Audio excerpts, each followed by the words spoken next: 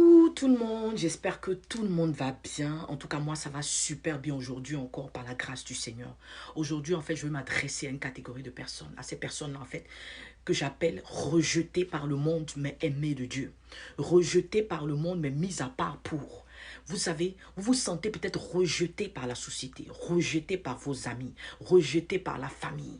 Tu sais, j'ai une bonne nouvelle pour toi. Au travail, par exemple, des groupes se forment et vous, on vous écarte. Vous savez, les gens essaient de faire des fêtes, vos amis, hein, ils se rencontrent, ils vont faire certaines choses et vous n'êtes jamais invité. On vous invite seulement par hasard parce que vous avez entendu qu'il y a un ou X ou Y qui est en train de faire quelque chose. Et comme ils se sentent bizarres parce qu'ils ne vous ont pas invité dès le départ, c'est à ce moment-là qu'on vous tend une invitation. Donc vous vous sentez de trop dans ce milieu. Vous essayez de forcer en fait to fit in. Tu sais, comme toi là, il y avait eu avant.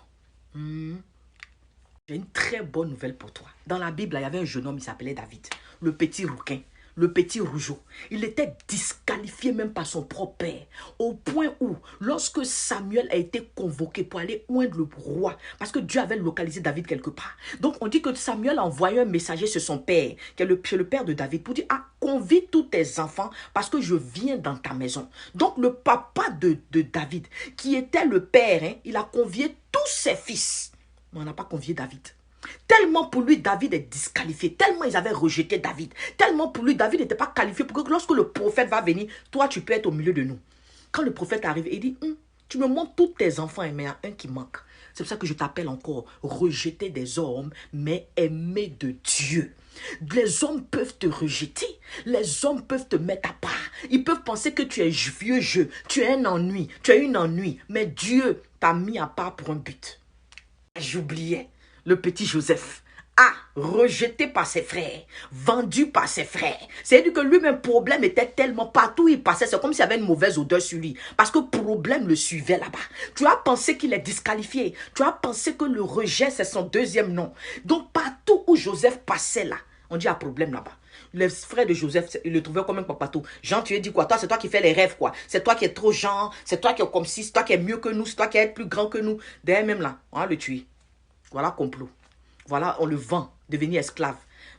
Joseph pensait que ses problèmes étaient réglés. On l'envoie chez Potiphar. Tout commence bien. Un matin, la femme de Potiphar tombe fan du jeune homme. Elle veut le violer. Le petit dit, maman, moi je suis pas dans ça. Moi je crains Dieu. Ça là, je suis pas dedans. Et puis mon patron, mais il me respecte trop. Potiphar qui est là, il m'a donné l'autorité sur toute sa maison. Pourquoi il est venu coucher sa femme? Non, je suis pas dedans. Voici le problème. On l'a jeté en prison. En prison encore là-bas là. Joseph, toi aussi ton affaire finit pas. Voilà. Le petit interprète le rêve de deux de ses camarades.